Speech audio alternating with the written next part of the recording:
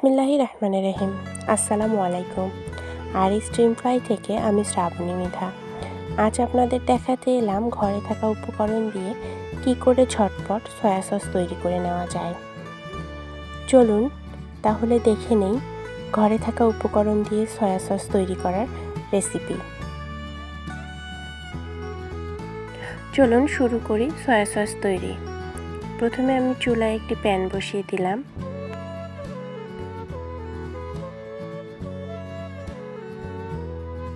এবার আমি তাতে 1 টেবিল চামচ পরিমাণ চিনি দিয়ে দিয়েছি। চিনির সাথে আমি কিছুটা পানি অ্যাড করে নেব। আপনারা চাইলে প্রথমে চিনি আর পানিটা মিক্সড করে তারপরেও চুলায় বসাতে পারেন। আসলে প্রথমে ক্যারামেল তৈরি করে নিতে হবে। এবার আমি সামান্য একটু পানি দিয়ে দিচ্ছি ক্যারামেলটা তৈরি করার জন্য। দিয়ে আমি ভালো করে একটু ডিপ কালার করে ক্যারামেল তৈরি করে নেব।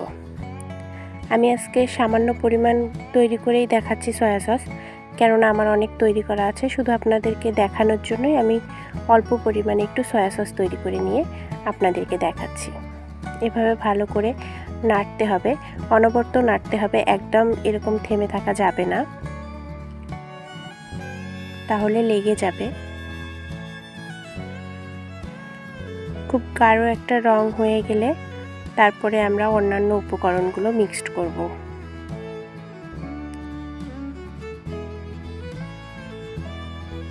দেখুন আমার কিন্তু ক্যারামেলের রং চলে এসেছে। আমার ক্যারামেলটা হয়ে এসেছিল, সে সময় আমি 1/2 কাপ পানি এখানে অ্যাড করে দিয়েছি সয়া সস তৈরি করার জন্য। দিয়ে অনবরত ভালো করে নেড়ে দিতে হবে। পর 1 চা চামচের 3 ভাগের 1 ভাগ খাবার লবণ দিয়ে দিচ্ছি এবং 1 চা চামচের 3 ভাগের 1 ভাগ টেস্টি সল্ট দিয়ে দেবো। আপনারা বাজারে যে কোনো দোকানেই টেস্টি সল্ট কিনতে পেয়ে যাবেন। আর এই সয়া সস তৈরিতে কিন্তু টেস্টি সল্টটা দিতেই হবে এবং এভাবে অনবরত নাড়তে হবে। দেখুন আমার কিন্তু সয়া সসটা হয়ে এসেছে, খুব সুন্দর একটা কালার হয়ে এসেছে। আর দেখুন খুব বেশি ঘন কিংবা খুব বেশি পাতলা হয়নি। ঠিক এই সময় আমার নামিয়ে ফেলতে হবে সয়া সসটি। এই তো ঝটপট সয়া সস রেডি।